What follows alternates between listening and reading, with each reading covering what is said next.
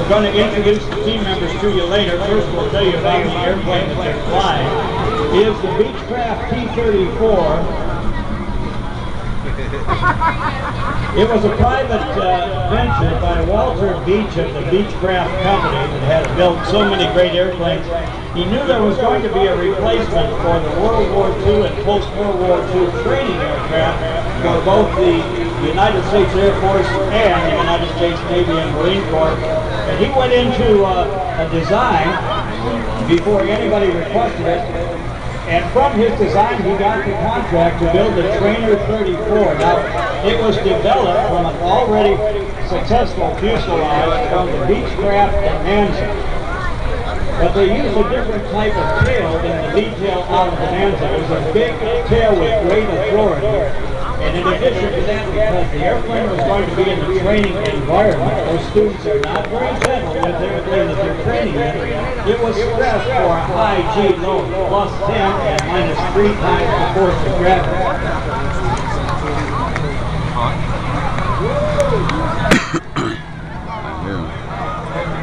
As they are directly towards us, let me introduce the team to you. Up on his right side, on the left side, is Charles McGowan. On the opposite side, Daryl Berry. On the far wing position, Jim Pope. And the opposite position is Steve Bennett. That's every time with us complete formation. Now what they're doing is similar to what we see when we watch a NASCAR racer win the What are they doing? A golfer win a championship, or are they coming back? Player, a basketball player, there'll be more. Excel. It looks easy, but when you and I try it, we know that it's not.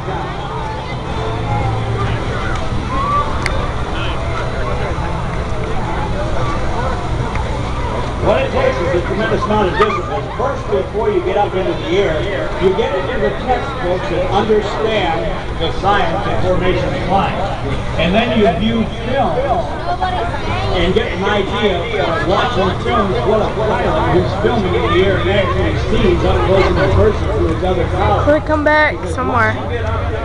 As a pilot, you may be in a regime for the very first time, surrounded by other pilots flying very close to you. You're used to flying alone, but when you get a lot of other sheet metal around you, it is something else indeed. Now look over your right shoulder as we face the river. They have changed from the wedge formation. In a very short period of time, they have gone into the diamond formation in what they call the banana pass or the photo pass. Again, let me introduce the man out in the lead. Daryl Berry. To our right, close in, that's Charles McGowan.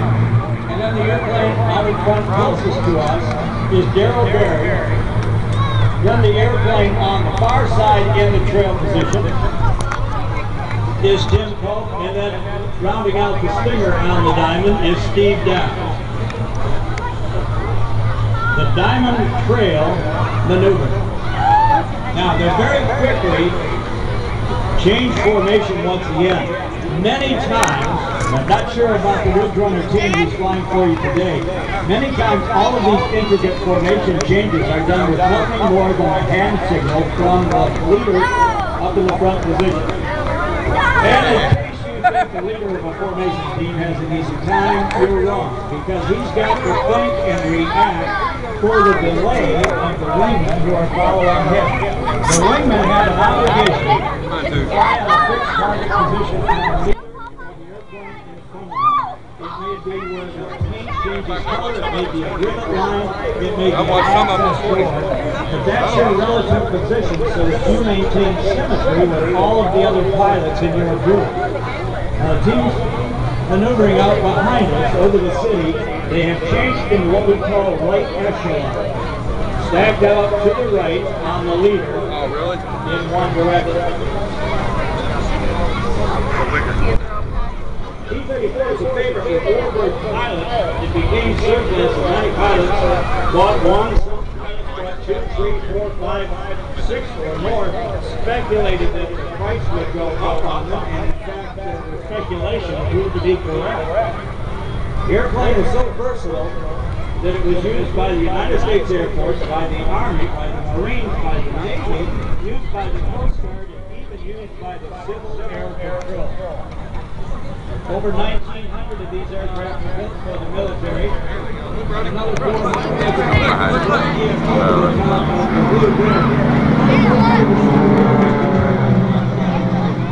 United States Navy and Marine Corps only recently were exited from training service as they were replaced by the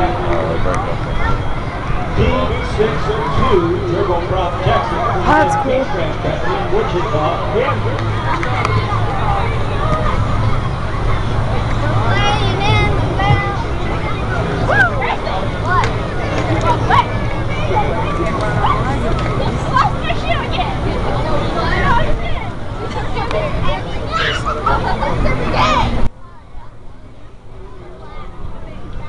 Teams heading back after the break back to the airport, folks. These are very dedicated flyers. Give the Ridge Runners a big round of applause. Harold Cannon is from Owensboro, Kentucky. Charles McConney is from Shelbyville, Tennessee. Daryl Berry is from Camden, Tennessee. Tim Volk is from Gallatin, Tennessee. And Steve Downs from Camden, Tennessee. What? There's one. 2012 Ridge Runners.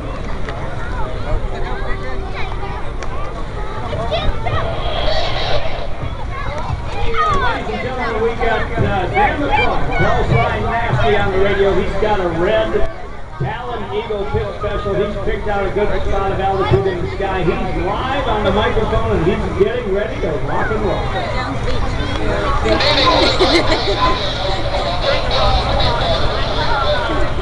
I'm going to put the chain.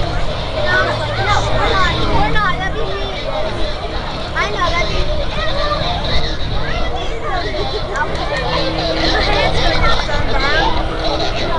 Daddy should have put a hat on. What are you doing? Get your foot on the car.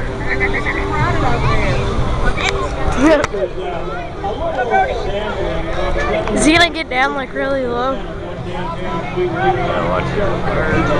up the airport himself for you and for some of the other players. In an air show style fashion, as he starts the series of descending corporals and the air from the sky on the Ohio River becomes nothing but a blur.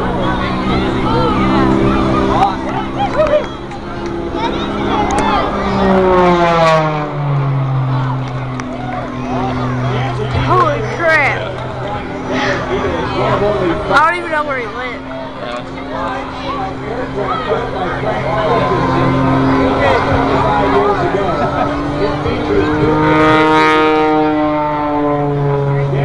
Sponsored by Pinyan Aero Services and Aero Engines. They've got an engine coming up to about 327 horsepower with a combination of this plane and its unique design. That hot-top American-built Lycoming engine and a great American Patriot pilot, Dan McClung. It is an unbeatable combination. So that's what he laughed when I said Dan got to start flying. Dan got to start flying with the U.S. Navy.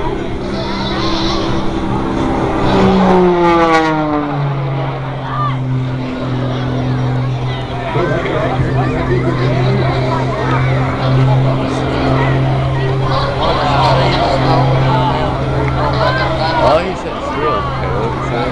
Yeah. It's hovering.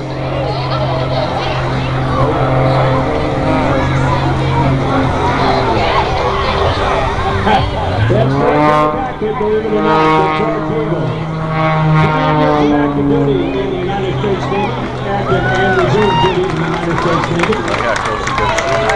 Qualified to fly fighters on board the deck of the carrier. Dan McClung flying for you now has 400 day and night flights, utilizing the A-7 Corsair and the A-4 Skyhawk aboard the very small and pitching deck of an aircraft carrier. Out at sea, daytime and nighttime conditions in calm and turbulent conditions.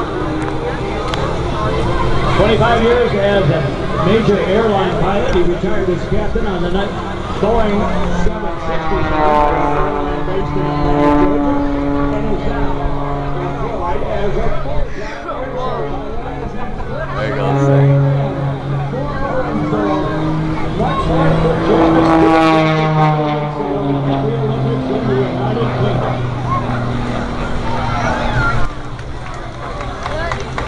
does a little bit of water skiing and fish patrol on the Ohio River. See if there's any good fishing for a couple of days off he's going to have and enjoy here in Owensboro before he goes out to his next gig.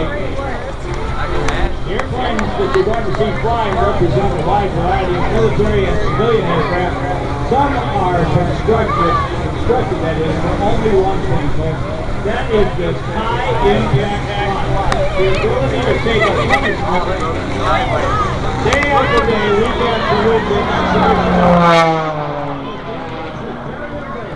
reminiscent to breaking for a landing, to either land on the deck of an aircraft carrier.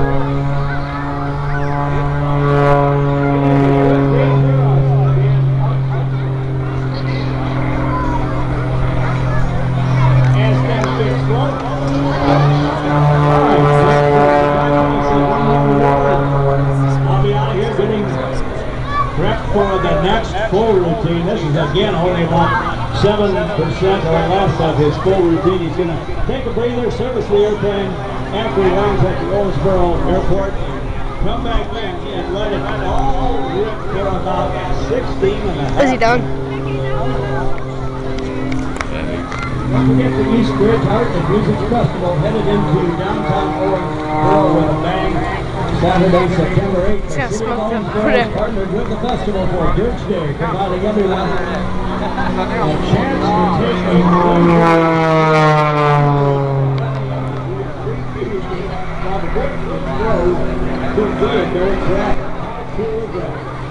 This year the festival will feature a 3-day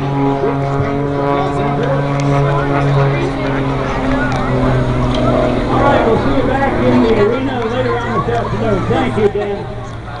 And she said, I'll show you